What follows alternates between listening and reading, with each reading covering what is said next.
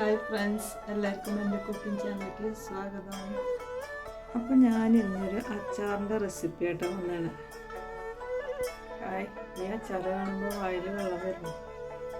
ഇത് നമുക്ക് സിമ്പിളായിട്ട് ഉണ്ടാക്കാൻ പറ്റിയൊരു അച്ചാറാട്ടോ. അപ്പോൾ നമുക്കത് എങ്ങനെ ഉണ്ടാക്കുക നോക്കാം കേട്ടോ. അപ്പോൾ ഞാനിന്ന് ഇവിടെ അമ്പഴങ്ങ അച്ചാറായിട്ട് ഉണ്ടാക്കാൻ പോണേ. ഞാനിതുവരെ അമ്പഴങ്ങ അച്ചാർ ഇട്ടിട്ടില്ല കേട്ടോ. ആദ്യമായിട്ടാണ് അമ്പഴങ്ങ അച്ചാർ ഇടുന്നത്. എന്തായാലും നമുക്ക് എങ്ങനെ ഉണ്ടാക്കാൻ നോക്കാം കേട്ടോ. അപ്പോൾ അമ്പഴങ്ങ അരിഞ്ഞെടുത്തിട്ടുണ്ട്. ഇനി അതിലേക്ക് വേണ്ട ചേരുവകൾ എന്തൊക്കെയാണെന്ന് നോക്കാം.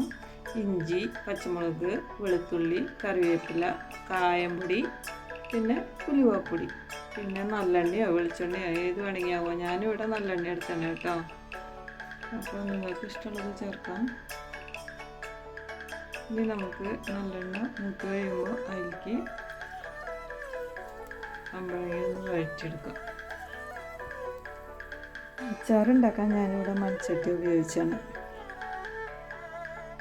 കുറച്ച് അമ്പഴങ്ങയല്ലേ ഉള്ളൂ, അപ്പോൾ അതുകൊണ്ട് ഞാൻ ഈ മൺചട്ടിയാണ് എടുത്തത്.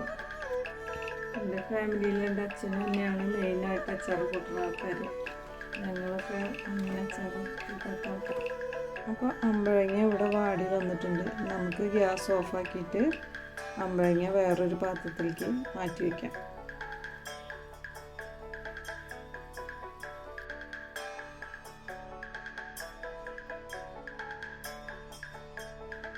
ഇനി നമുക്ക് അമ്പഴങ്ങ വഴറ്റി ആ എണ്ണയിലേക്ക് തന്നെ മസാലകൾ ചേർക്കാം. അതിലേക്ക് ഞാൻ അരിഞ്ഞ് വെച്ച ഇഞ്ചിയും വെളുത്തുള്ളിയും പച്ചമുളകും മൂപ്പിക്കുന്നുണ്ട് കേട്ടോ.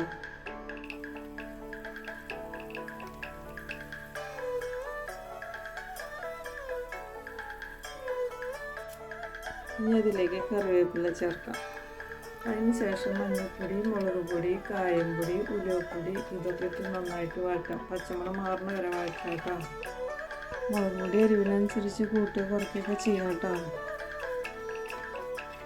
അപ്പോൾ മസാല മൂത്ത് വന്നിട്ടുണ്ട്. അപ്പോൾ നമുക്ക് ഇതിലേക്ക് മാറ്റി വെച്ച അമ്പഴങ്ങ ഇട്ട് വഴറ്റാം കേട്ടോ.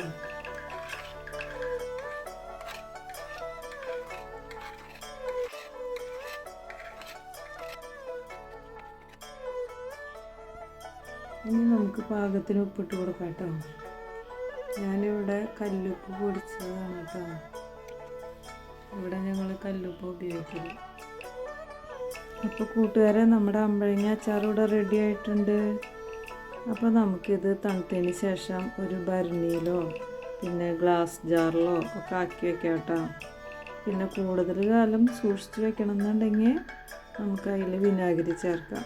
ഇത് കുറച്ചല്ലേ ഉള്ളൂ, അപ്പോൾ അത് വേഗം ചിലവാകുന്നതുകൊണ്ട് ഞാൻ വിനാഗിരി ചേർത്തിയിട്ടില്ല കേട്ടോ.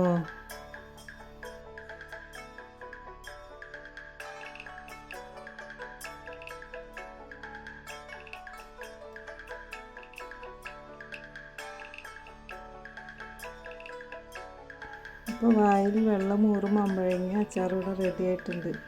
അപ്പോൾ കൂട്ടുകാരെ, നിങ്ങളും ഇത് ട്രൈ ചെയ്ത് നോക്കണേ. അപ്പോൾ എൻ്റെ ചാനൽ സബ്സ്ക്രൈബ് ചെയ്യാനും ലൈക്ക് ചെയ്യാനും ഷെയർ ചെയ്യാനും മറക്കരുത് കേട്ടോ. അപ്പോൾ ടാറ്റാ, ബൈ ബൈ.